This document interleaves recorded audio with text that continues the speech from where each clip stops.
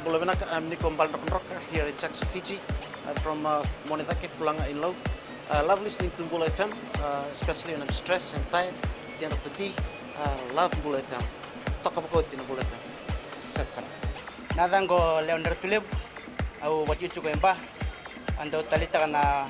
parang ng Bula FM, balitin na bantu na sir. Bula FM, number 2 na seri.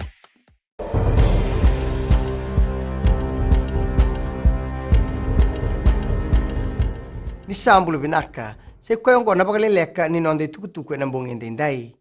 Bokoda na mata bile lebo e suba ni kua, na kisi embeta kikina endo na dhorobo ni Papua New Guinea, embaki rua sambulu rua, o methi ungunua.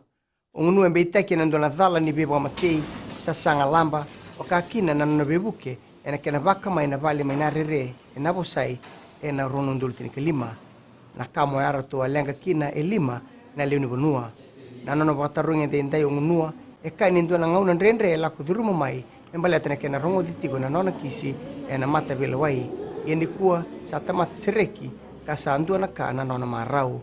e na kena vai duri ni kua na wandi kevi ni kisi ongo erto wandi itaka na ndau nindingo ni sanga ni wandi ndine taki ungunua e na beida la so embeite kikina yeni karuni tangane beitaki o Bines Prasad e wandi ndine taka na dala embeite kikina kasa torti wa besio na ngongo waraka na kena wa taudi na itotongi ni mataka.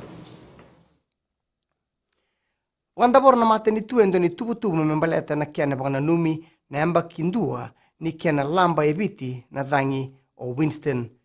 Na itukutuku mena tambana ni lenga tumbukoso ya ni ruimbimbi na kena bana numi na bagadada lebu embiuta kotomai na dhangi ongo na amba kisaoti ni relo subi na beka e bagadora o Winston kina mbula ni leoni vanua raramba waka usibi beira era kadhibi na non rambula endo na ngau na mosi ndina na sasanga kina bimbolembole so membaleta na ngau noya e kilanga o ngauna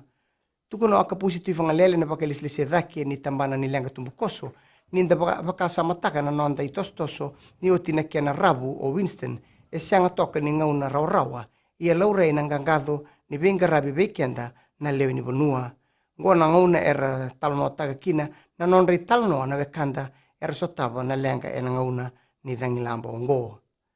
ena duetigo na miniti ni vagano mundi ena rara na Albert Park e suba ena muniti membaletir na lewe wasang bulukaba na lewe ni bonu ngo e kadhibi na non rambula ena ngona era bukina o Winston e sana bagarau bagaduruma ena ndua na ngona mayongo na leso ni membaleta na ndondonu ni tamata ya andua na ministri ni buli ngwe sematikina na noto mbitaki elima na ngoni buli ke na ndua na gas ni buli na korni buli na Queen Victoria mai mata batu do to mbitaki ni reto baka saura rata ke ndua tale na ngoni buli katiko na mbaki ni noto mbula na tinika bitu kina tinika diwa rato sa mbitaki andua na dala ni beba saura rata ki tukuna Eswin Raj na ililu ni tambana ni ndondo ni tamate andua ni sabada ngautiko na ngonongo na beital noa kena ministri membaleta na kena babulidi na lesoni ni ndondo ni tamate andua e kornibuli ena non rabatarungi so na lino bonua era tokona na kena badurumi na lesoni nongo e kornibuli kina gito sianga ni bata otaka na non roto babarau na dorbo lewen na timi ni soka na nraki susua e tarati ko nonda bonua na ngonongo rato sa babarau tiko na dorbo e na bugu ni kena benga titaki na World Cup Stage 3 qualifier kina timi ni New Zealandi e na bula katumai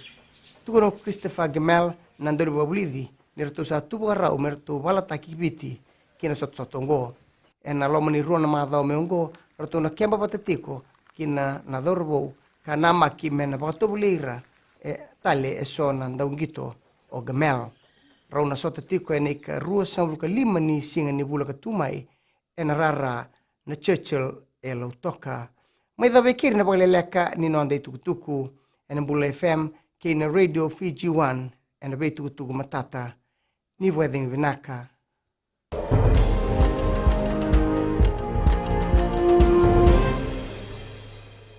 sa arnayanda oya wo chonen rut kile bai buni moli rakira sa aamo pinakantin na tawa amay na Radio Fiji 1. Tolong ali berada penenu makaya macam na berantari watu ang dawaro na Radio Fiji 1 besan Dubai bici. Aya o lavini anambuli mana FSC impa